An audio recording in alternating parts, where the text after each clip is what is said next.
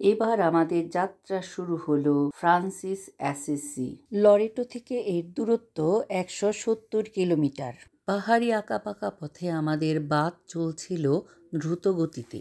সেখানে যেতে আমাদের সময় লেগেছিল 4 ঘন্টা 2 মিনিট। আমরা বহু দূর থেকে পাহাড়ের চূড়ায় অনেক বাড়ি ঘর দেখতে পাচ্ছিলাম, কিন্তু নিজেরাও বুঝতে পারিনি যে সেই পাহাড়ের চূড়ায় আমরা যাচ্ছি। অনেক দূর থেকে আমরা সেই বাড়ি ঘরগুলো দেখতে পাচ্ছিলাম। এটি হচ্ছে সেন্ট ফ্রান্সিস অ্যাসিসির শহর। এই শহরটিতেই সেন্ট ফ্রান্সিস অ্যাসিসি ছিলেন।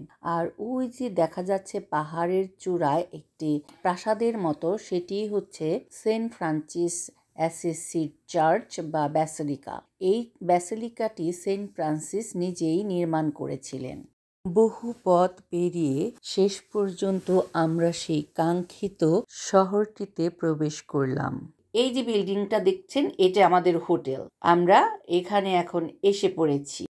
পাহাড়ের চূড়ায় এই হোটেলটি অপূর্ব সুন্দর ছিল, কিন্তু একটা সমস্যা ছিল। আমাদের বাসটিকে নিচে দাঁড়িয়ে থাকতে হয়েছে, কারণ পাহাড়ের চূড়ায় ওঠার জন্য বাসের কোনো রাস্তা ছিল না।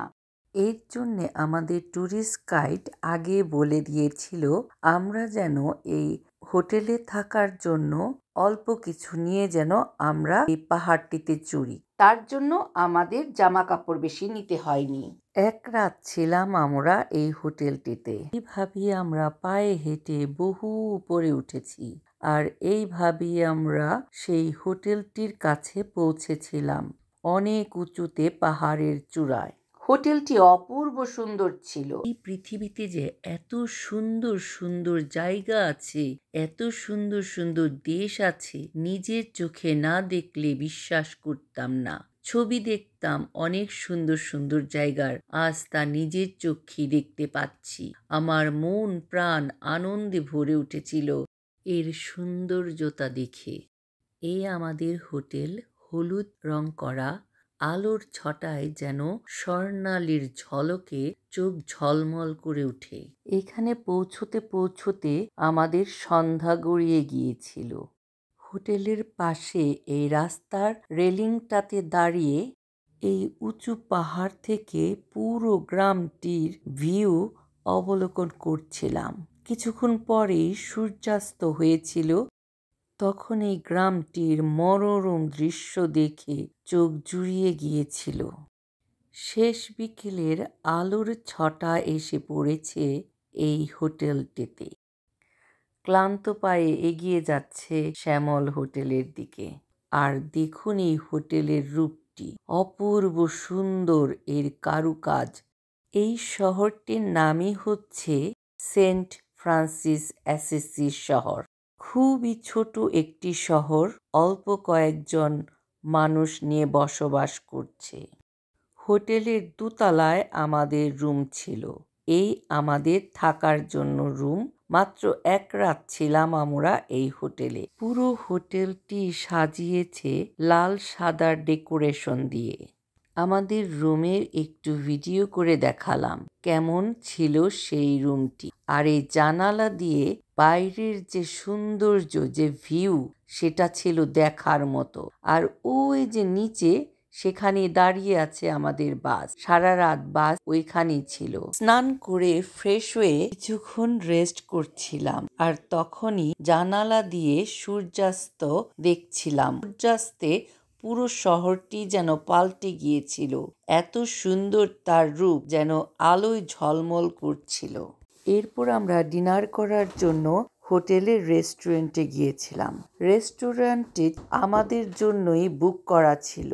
পুরো রেস্টুরেন্টে শুধু আমরাই ছিলাম। পাহাড়ের চূড়ায় এই রেস্টুরেন্ট। জানালা দিয়ে বাইরের প্রকৃতি দেখছি, আর সবাই মিলে গল্পগুজব করে খাচ্ছিলাম। আমরা কয়েকজন মিলে রাতের খাবার খেয়ে বাইরে এই অন্ধকারে হাঁটতে বেরিয়েছিলাম ঘুরে দেখার জন্য আমাদের হোটেল ও তার আশেপাশের রাতের দৃশ্য। আমরা যেন কোনো স্বপ্নপুরীতে এসে পড়েছিলাম। ভোর সকালে উঠিয়ে আমরা রেডি হয়ে গিয়েছিলাম, কারণ আজকে এই পুরো ফ্রান্সিস অ্যাসিসি শহরটি ঘুরে দেখব বলে। তাই আমরা তাড়াতাড়ি ব্রেকফাস্ট করে হোটেলের বাইরে এসে অপেক্ষা করছিলাম আমাদের বাস আসার জন্য আর সাথে আমাদের ট্যুরিস্ট গাইডের জন্য। অপেক্ষারত অবস্থায় আমরা শেষবারের মতো এই পাহাড়ের চূড়ো থেকে প্রকৃতির সৌন্দর্যটাকে উপভোগ করছিলাম। তারই সাথে এই সুন্দর শহরটিকে আমরা ভিডিও করে নিচ্ছিলাম। জানি না আবার কবে এই সুন্দর শহরটিতে আসা হবে। এখানে আমরা সবাই এখন অপেক্ষা করছি আমাদের ট্যুরিস্ট গাইডের জন্য।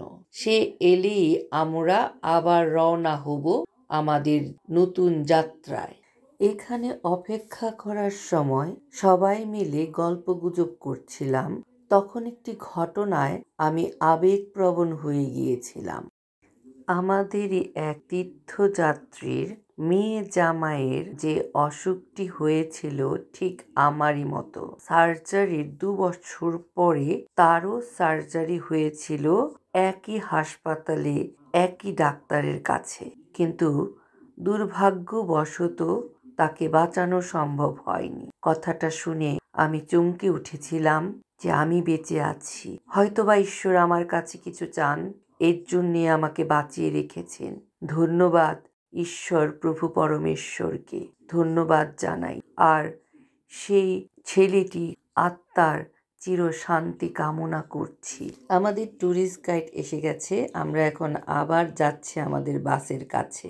আবার সেইভাবে পাহাড়ের পথ বেয়ে নিচের দিকে ঢালুর দিকে এখন আমরা নামছি আমাদের সেই বাসটির কাছে। তবে আমরা গতকালকের বাসে আর যাব না। এবার আমাদের আরেকটি নতুন বাসে যেতে হবে। এই শহরটি ঘুরে ঘুরে দেখব এই বাসে করে। আমরা এখন সেদিকেই যাচ্ছি।